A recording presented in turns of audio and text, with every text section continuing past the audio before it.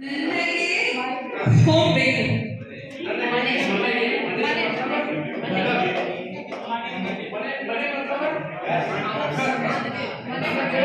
ನನಗೆ ಮನೆಗೆ ಹೋಗಬೇಕು.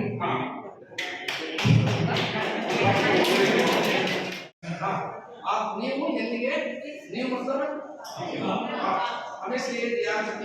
ನೀವು ನಾನು ನಿಮ್ಮ ನನ್ನ ये थोड़ा सा कॉमन में ज्यादा चल रहा है ठीक है वो एक एक सेंटेंस में आता है उल्टे में बताने से कंफ्यूज हो जाएगा ठीक है अब बताइए आपको किधर है आपको किधर जाना